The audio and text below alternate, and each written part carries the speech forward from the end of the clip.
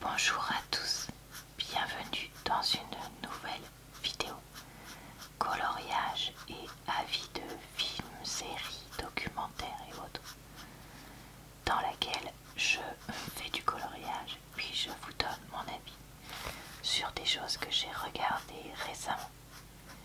Je fais ce genre de vidéos tous les mois depuis des années, donc vous pourrez retrouver en barre d'infos, commentaires épinglés et dans le i en haut de l'écran le lien vers d'autres vidéos de ce type que j'ai faites. Et de temps à autre je fais aussi des vidéos de compilation où je vous présente tous les épisodes d'une série et mon avis dessus. Voilà, et bah écoutez, je crois que j'ai tout dit pour l'intro, donc on est parti pour cette nouvelle vidéo.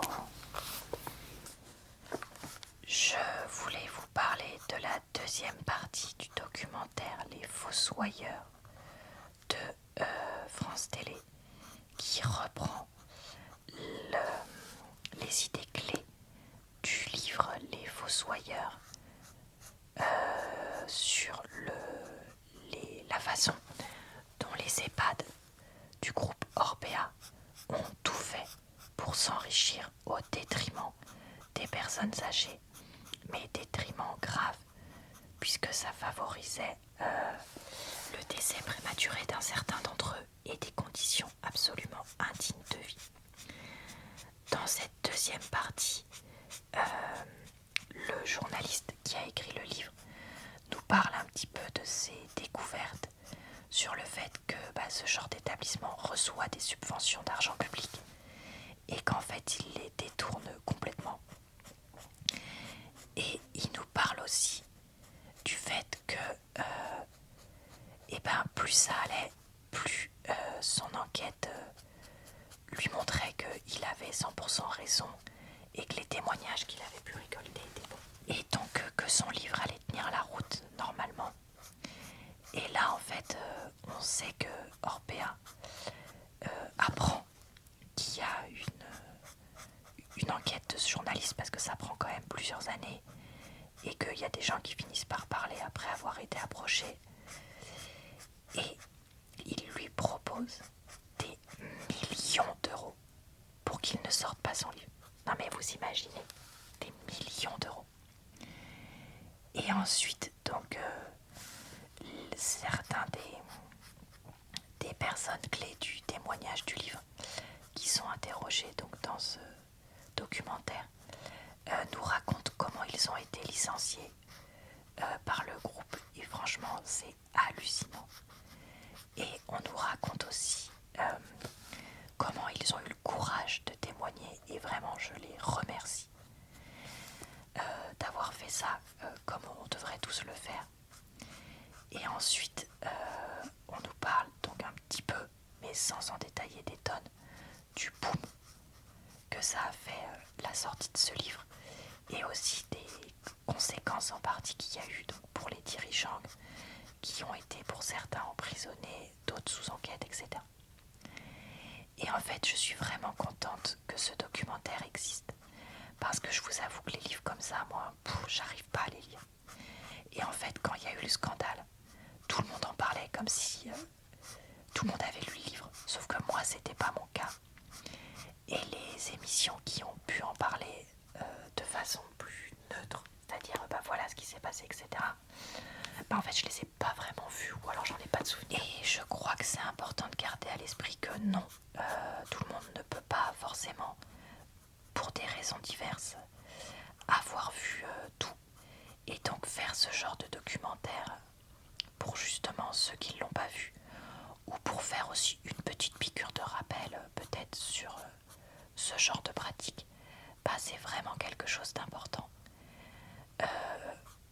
et qui est d'utilité publique. Et honnêtement je trouve que le documentaire était vraiment pas mal filmé et monté. Il y a des choses que j'aurais pas fait comme ça, ou qui étaient un peu redondantes, mais bon, après tout, franchement c'était pas mal du tout. Et donc j'espère qu'il y en aura d'autres qui seront faits sur d'autres peut-être livres clés comme ça, ou scandales clés. Je pense notamment au scandale des crèches vraiment super et je le recommande vraiment beaucoup pour tous ceux qui voudraient en savoir plus. Et aussi en savoir plus sur le travail journalistique d'enquête, parce qu'il y a quand même des choses là-dessus qui sont évoquées. J'ai regardé le film français Le secret de Khéops, qui raconte l'histoire d'un égyptologue qui cherche depuis toujours le secret de l'Égypte associé à Khéops, et qui, suite à des fouilles clandestines, obtient un indice comme quoi ce secret se retrouverait à Paris, et il veut donc le ramener à l'Égypte.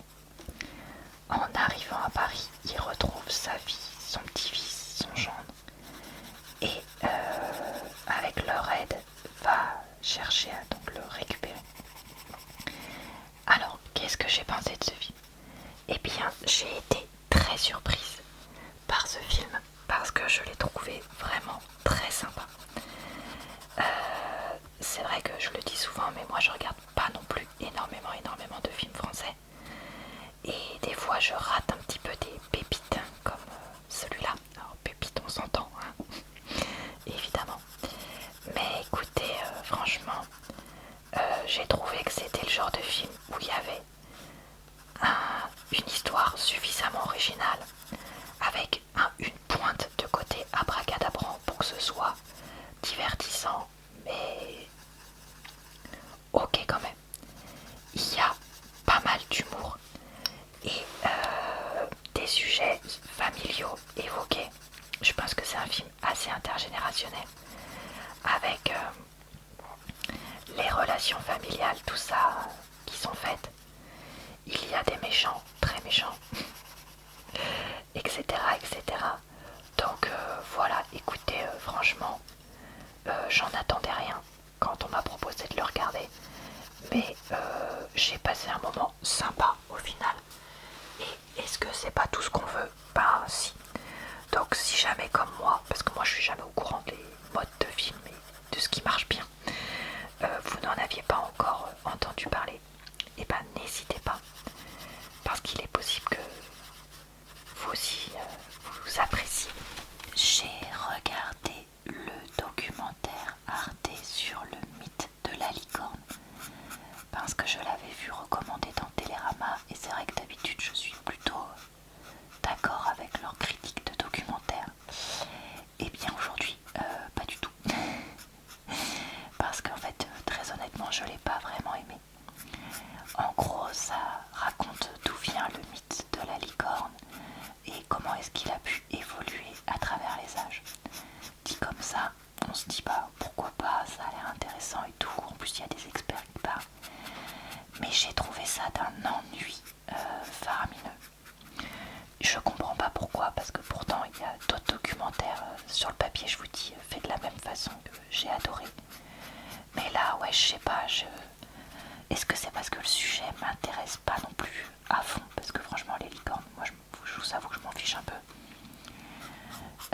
Est-ce que c'est, je sais pas, une certaine façon de faire? Enfin, j'en sais rien, mais ouais, vraiment, j'ai pas du tout accroché malheureusement. Et je me suis traînée pour le finir parce que je voulais quand même voir un peu le côté actuel qui est traité à la fin. Mais ouais, là honnêtement j'ai pas compris l'engouement autour de ce documentaire, mais en même temps l'engouement autour de la licorne me laisse un peu de marre, donc ça doit être pour ça probablement. J'ai regardé le premier épisode de la saison 3 de Narcos. Suite à un gros changement, on va dire, à la fin de la saison 2, je me demandais un petit peu ce qui allait se passer dans cette saison 3, parce que certains des acteurs que nous retrouvions ne seraient probablement plus là. On est ici à Cali, avec le cartel qui est très puissant donc là-bas. Et dans ce premier épisode, on nous parle d'un possible deal avec les autorités donc, du pays. Et ça semble recevoir un accueil mitigé de la part des narcos, parce que certains sont d'accord avec cette décision, d'autres pas. Et on a donc dans l'épisode un peu un déchaînement de violence qui encore une fois, de ce que j'en sais, ressemble au mode opératoire à l'époque dans ce type de milieu, mais qui n'est jamais très agréable à voir. Après, une chose qui m'a surprise, c'est un des personnages hommes narco est présenté comme étant quelqu'un qui aime les hommes de façon notoire. C'est vrai que pour l'époque, ça semble un petit peu osé, mais en même temps, je trouve que la série passe presque trop de temps à nous dire ça, notamment avec une scène d'une danse, etc., qui est, moi j'ai trouvé interminable. Donc voilà, je sais pas ce que vous en pensez, est-ce que vous trouvez que c'est important qu'on en parle? Moi aussi, hein. Mais c'est juste que, honnêtement, j'ai trouvé que c'était presque contre-productif, comme malheureusement un certain nombre de fois avec les personnes qui aiment les personnes du même sexe, que parce que en fait on en fait tellement que ça devient trop et que du coup ça, on a juste envie de dire bon allez c'est bon, on passe à autre chose, alors qu'en fait le message est important. Et là j'ai eu l'impression d'avoir typiquement l'exemple de ça, donc je sais pas trop qu'est-ce qui va se passer dans la suite des épisodes de la saison. Est-ce qu'on va encore beaucoup nous en parler ou pas? Mais ouais, je pense que c'est quelque chose qui doit être travaillé de la part des producteurs pour en parler et le mettre en lumière, mais sans en faire des caisses non plus.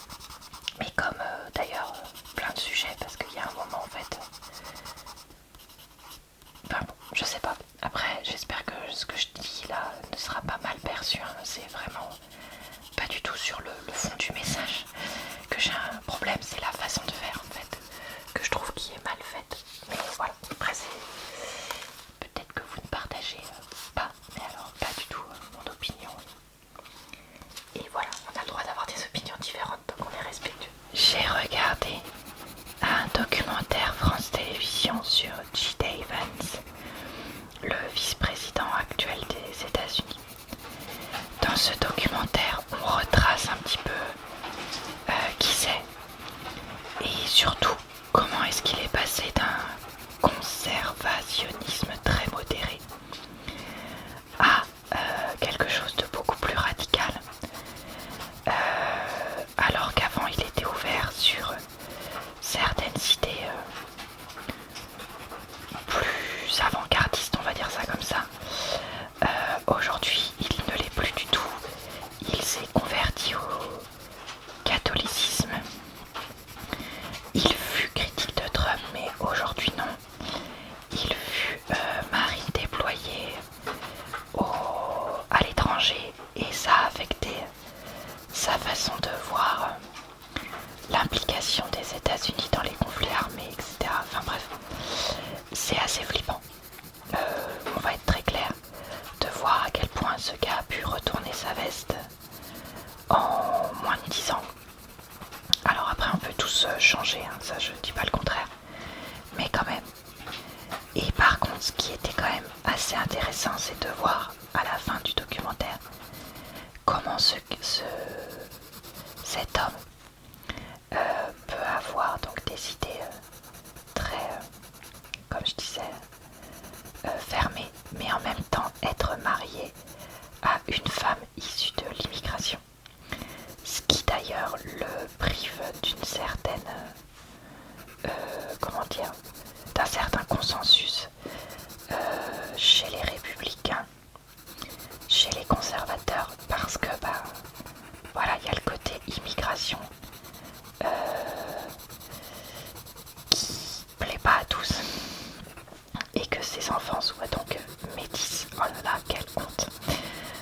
suis bien sûr ironique. Écoutez, moi je trouve que c'était quand même pas mal de regarder ce documentaire parce que c'est vrai que je m'intéresse pas non plus à ce point-là à ce type de personnes et je trouve ça intéressant de voir d'où il vient et comment il a pu changer, parce que je crois que c'est important de voir à quel point certains politiques semblent parfois prêts à tout, parce qu'ils ne pouvaient pas être élus. Je crois que c'est dans l'Ohio qu'il a été élu, dans le camp républicain, sans soutenir Trump.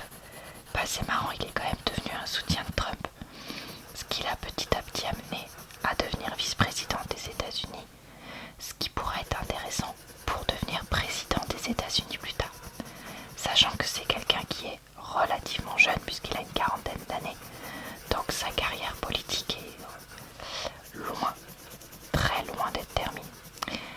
Donc je recommande ce documentaire qui interroge en plus pas mal de personnes autour de lui, de son passé ou de l'actuel, donc ouais, c'est pas mal.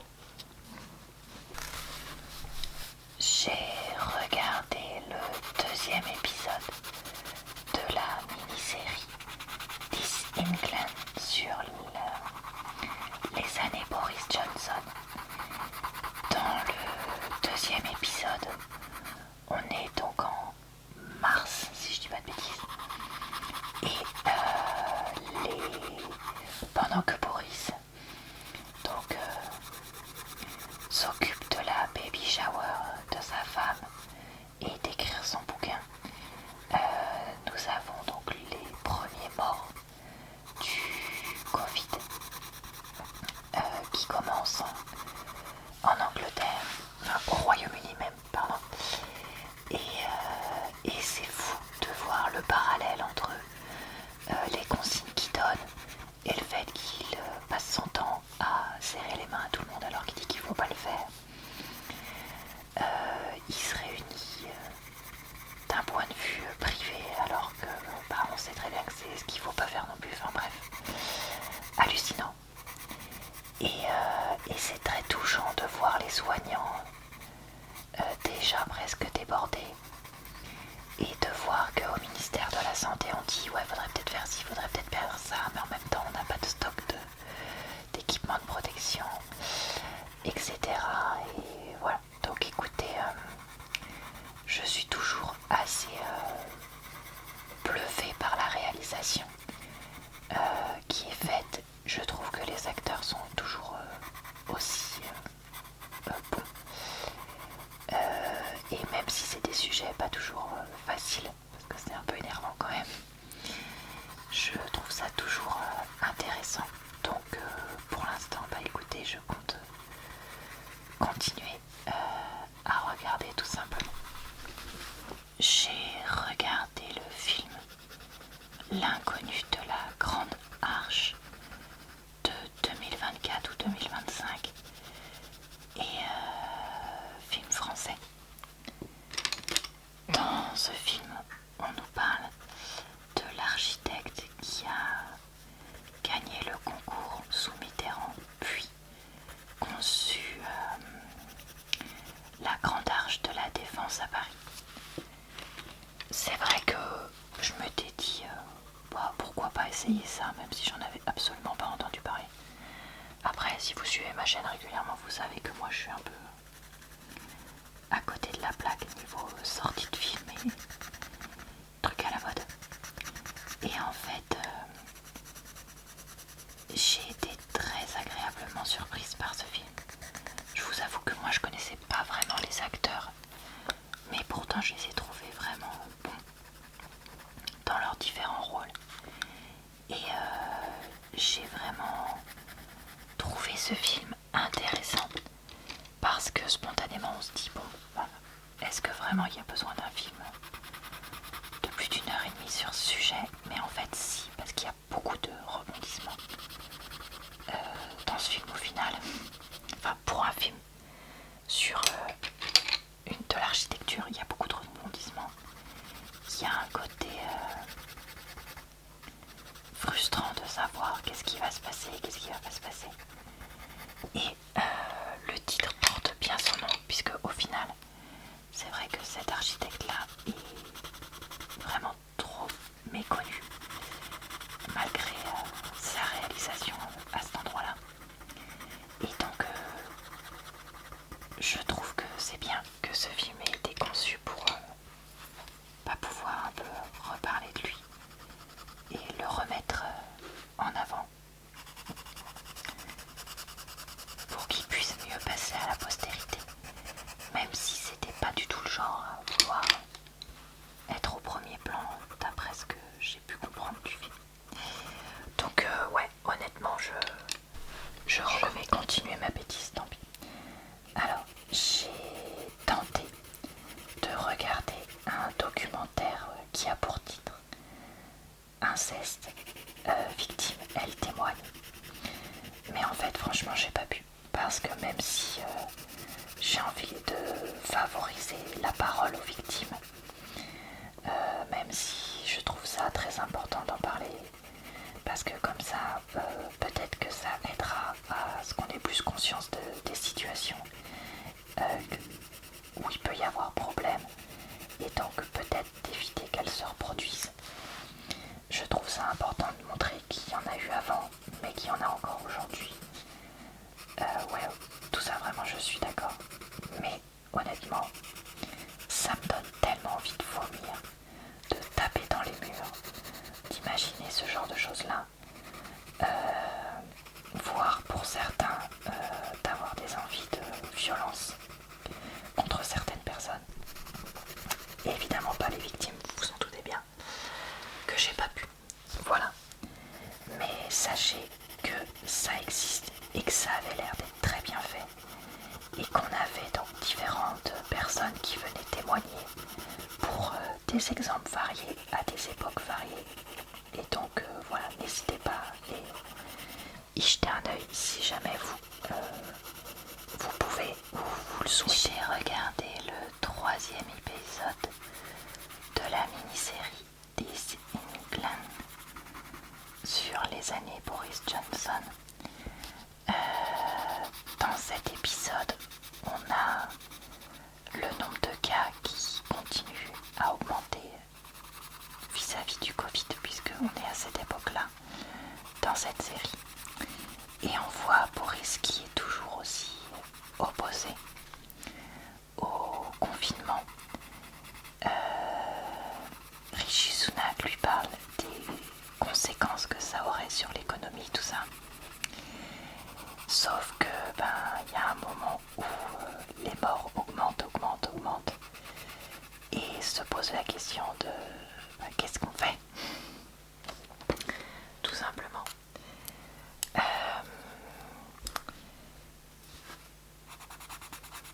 Cet épisode-là a été marqué, si je peux dire ça comme ça, par la présence de nombreuses histoires personnelles. Je sais pas si elles sont vraies ou inspirées de vraies ou juste inventées, mais on voit un père tombé malade, aller à l'hôpital, ses filles qui sont très inquiètes. On voit une femme de ménage, pareil, tombée malade, une infirmière, etc. Et c'est vrai que ça donne une force extrêmement touchante à la série. Et en fait, même si ces histoires n'étaient pas vraies, il y a probablement eu des choses équivalentes. Et quand on voit le pouvoir qui préfère garder la face, etc., c'est quand même assez impressionnant de constater ça.